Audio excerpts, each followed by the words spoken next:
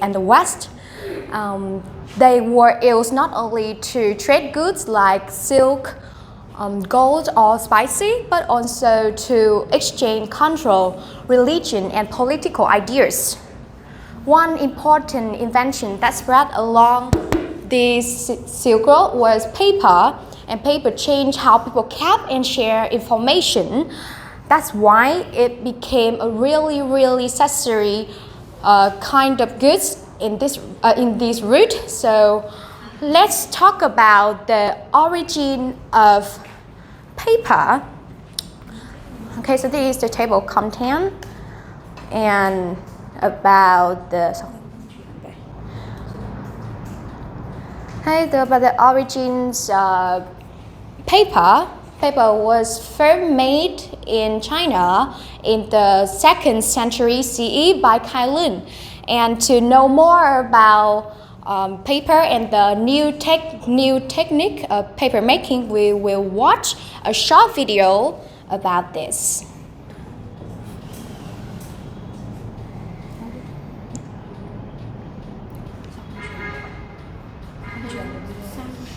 Okay, so first you can see that before people had the paper, they often wrote on the bamboo or tree or silk, which were either too heavy or too expensive.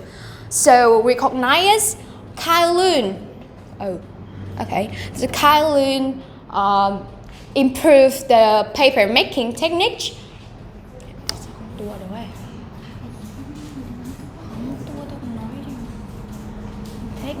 Let's see here.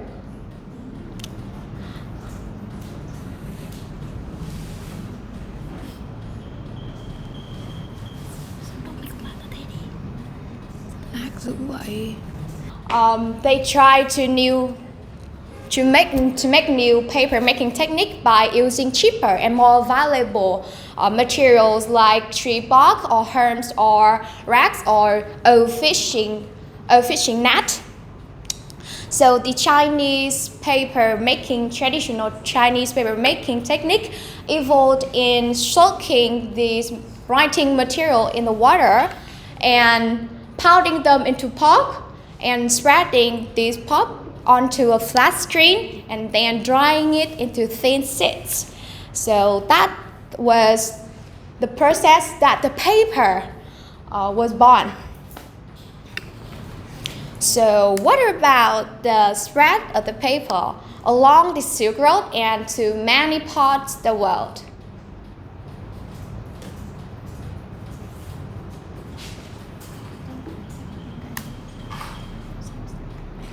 Okay, the paper making began in China, but over time it spread westward along the Silk Road.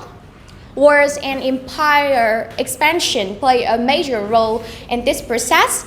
When the Chinese were defeated by the Abbasid Caliphate at the Battle of Talas in 751 CE, the paper makers and skilled workers captured and brought to Samarkand. From there, the paper making technique spread to other cities like Baghdad. From this region, this city became the central of paper making technique in Central Asia and the Middle East. So later, during the Mongol invasion, the Mongols helped to spread the making technique when they come across Asia and brought these skilled workers with them to new areas. This knowledge eventually reached Europe, where especially after the Moorish conquest of Spain, and this technique also spread through the Mediterranean and became widely used by many people, and the paper also helped to widespread the books and ideas. So next, let's talk about the importance of paper across different dynasties and controls. paper play a pivotal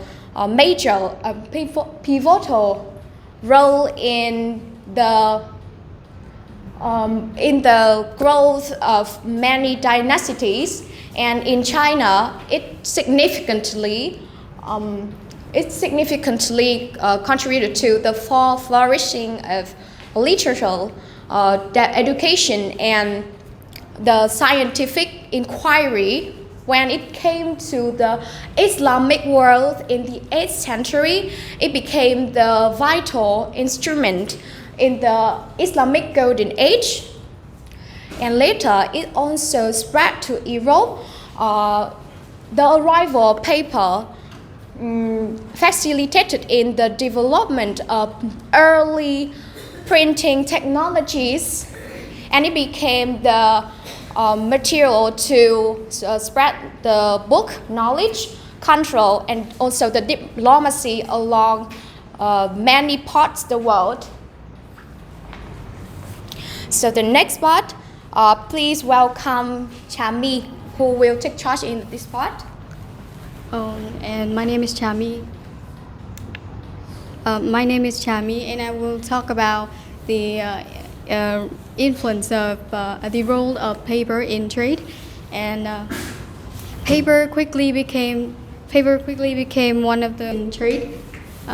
Paper quickly became one of the most valuable commodity along the Silk Road, thanks to its convenience and the superior quality. The Chinese paper was in high demand, not just within Asia, but as far as Middle East and even Europe.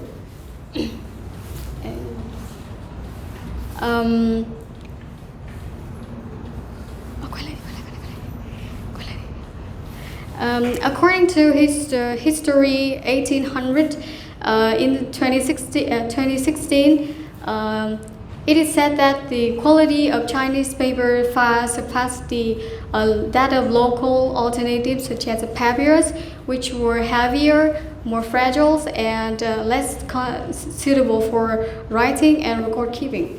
And for merchants and traders, they use them for recording business transactions.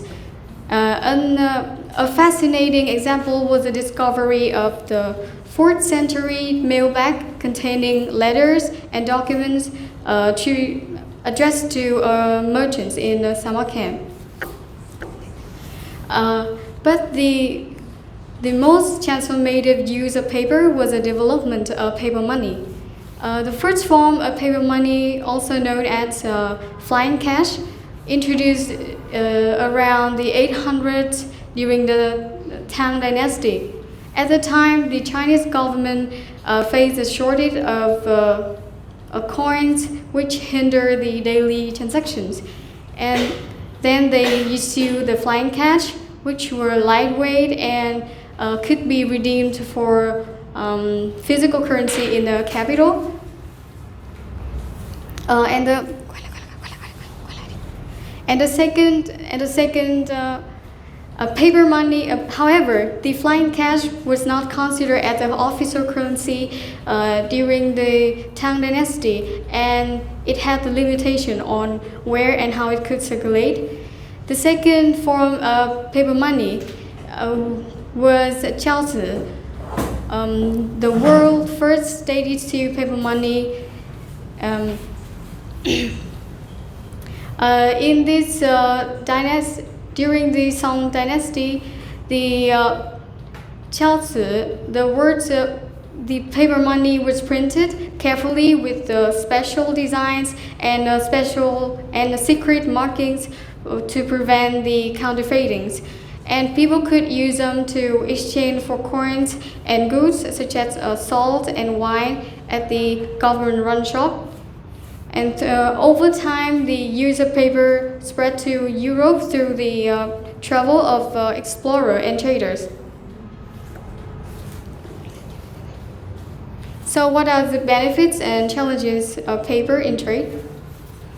About the benefits, the paper money reduced the burden of transport heavy coins or silver, heavy coins such as like gold or silver, and it's freed up space for other valuable goods. The transactions became more secure and more efficient as the paper money could be exchanged into physical currency at any Assyrian bank. But it wasn't without challenge. During the Yuan dynasty, the government began overproducing paper money, and it led to the massive inflations. And between 1260 and 1309, the yuan paper money depreciated by 1,000%. Beyond the value in trade, paper also play a key role in shaping the cultural and intellectual landscape. Now let's talk about first, the preservation and dissemination of knowledge. As paper became more available, the written text began to flourish. It enabled the wide productions of scientific manuscripts, literary works, and religious scriptures.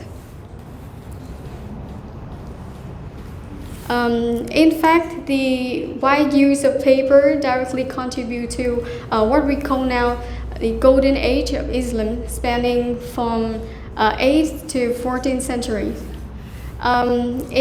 During this period, advancements in fields like astronomy, mathematics, and medicines were fueled by the use of paper, and there were some important works such as the Book of Algebra and the Canon of Medicine.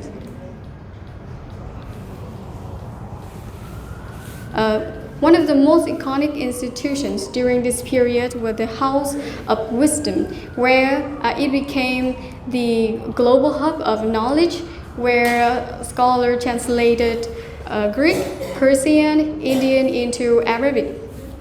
And across the Sea Road, the libraries and learning centers grew rapidly, such as in Samarkand, the Ulugh Beg Observatory collected astronomical works. Meanwhile, in Cordoba, the library housed over 400,000 books. Therefore, the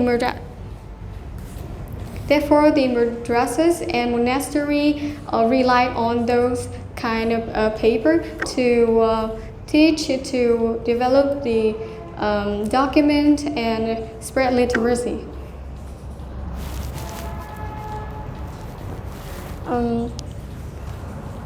Paper also influenced the cultural exchange and artistic expressions.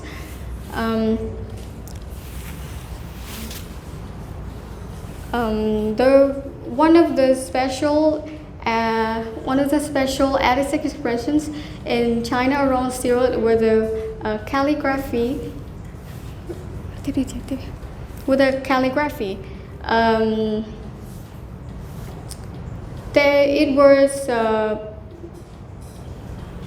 It was a picture, and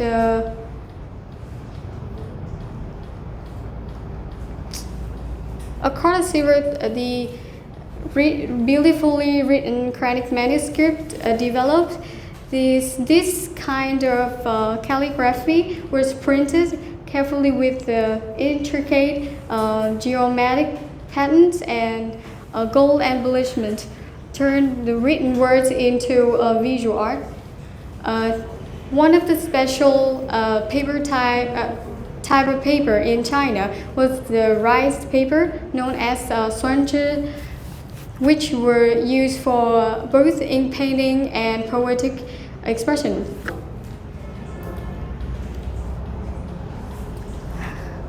Paper also allowed philosophical and literary ideas to travel across culture. For example, Buddhist texts which moved from China to Korea and Japan, shaping the spiritual life of those regions. Meanwhile, the Greeks traveled to Europe through the Arabic translation. One of a fascinating. Okay, and the final impact of paper is the education and university. From 12th century, European universities start relying on paper to produce their textbook and scholarly texts. Meanwhile, in China, famous civil service examinations used to select government officials expanded rapidly during the Tang and the Song dynasty. So now I will invite Phương Anh to present the final part. So let's move to the fourth part of this our presentation, the role of paper in diplomacy. We have two parts. First, in the first section, paper and official documentation, we have two sections, government administration and legal system, and the second is diplomatic correspondence and treaties. And let's move to the first, government administration and legal system. In Chinese, during the Tang Dynasty, the paper replaced the bamboo and seal to enable efficient whole call and tax record is improved central control.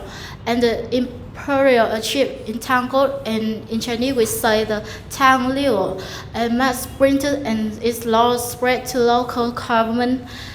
And similarly to the Islamic Empire, under the Abbasid Caliphate, paper was used in Diwan, its administrative office, to record tax collects, and is managed to the military and draft decrees, firmans, and the legal decrees. There is judicial ruling by courts. Islamic Church were documented on paper and creating legal precedent.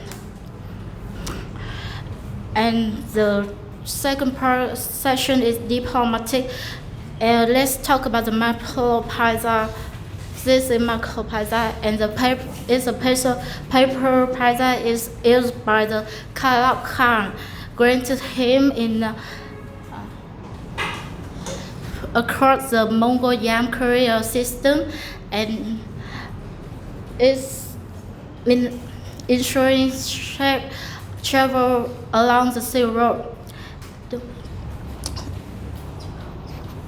And the second part is spread of political ideology, refers to the government's model and bureaucratic system. In China, its Confucian examination takes like 4 books and 5 classic is a 4 books I classic, and in Vietnamese we call Tứ Kinh Ngũ Thi, were mass printed allowing Korea and Đại Việt to adopt meritocratic civil service system.